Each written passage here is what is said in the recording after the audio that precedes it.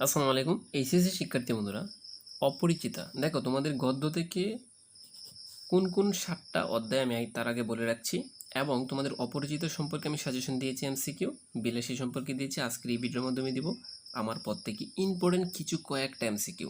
প্রিয় শিক্ষার্থী বন্ধুরা, 100% গ্যারেন্টি, তুমি জাস্ট আমার সাথে ভিডিওটা ধৈর্য সহকারে দেখো, ঠিক আছে? তো এর পরবর্তীতে পার্ট অবশ্যই আছে, তোমরা একটু দেখে নেবা।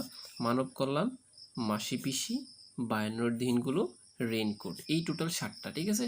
তো আজকে হচ্ছে আমার পর থেকে দেব, তারপর হচ্ছে তোমার আজকে বলতে আজকে সব ভিডিও দিয়ে দিব তোমাদেরকে, কারণ আর সময় নেই, তোমরা এক করে দেখে নাও, ঠিক আছে?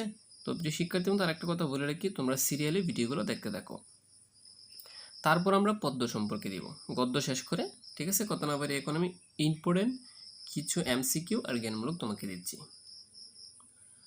আমার পথ, অনেকে জানে না এটা কি কি পড়বে। কাজী নজরুল লিখছে, কাজী নজরুলের জন্ম আর মৃত্যু সালটা একদম মুখস্থ করে ফেলবা, ঠিক আছে? আর অনেকেই জানে না এটা এগুলো কেমনে পড়তে হয়, কারণ পড়তে পড়তে এখন আর ভালো লাগে না তাদের। তুমি এই শব্দের অর্থগুলো পড়বা আগে, ঠিক আছে? যেমন কান্ডারি, এই বছর সবচেয়ে বেশি ইম্পর্টেন্ট। কান্ডারি শব্দের অর্থ কি? ছল বা প্রতারণা, ঠিক আছে? আচ্ছা, তো এখন আমরা নিজে কিছু আলোচনা করে তোমাদের জন্য 100% গ্যারেন্টি সাজেশন তৈরি করেছি। এগুলা দেখে না গেলে তুমি বিপদে পড়বা। এমসিকিউ মাত্র এখান থেকে কয়েকটা এমসিকিউ দেব, ঠিক আছে? তার আগে বলে রাখি তোমাদেরকে, যারা পূর্বের ভিডিওগুলো দেখো নাই, দেখে আসো। 100% সাজেশন, জাস্ট এগুলো তোমরা পড়ে যাবা।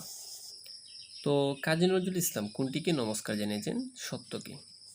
তারপর দেখে এই যে ইম্পর্টেন্ট হচ্ছে এগুলো, লেখককে পদ দেখাবে তার সত্য, নিজের সত্যকে নিজে গুরু বলে জানা অহংকার নয়, বেশি বিনয় দেখাতে গিয়ে অস্বীকার করা উচিত নয় সত্যকে।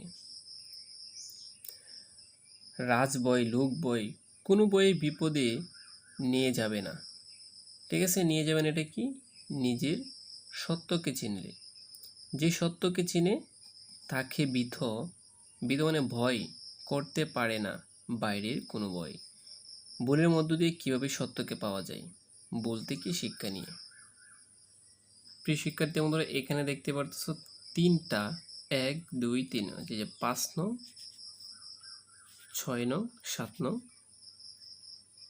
কাজী নজরুল ইসলাম সর্বদা কাকে নমস্কার জানিয়েছেন? সত্যকে। আমার পথ প্রবন্ধের লেখক কোন বইয়ে ভীত নন? এটা হচ্ছে কি? রাজার বই, সমাজের বই, বুদ্ধের বই, সূত্র বই। এটা হচ্ছে রাজার বই।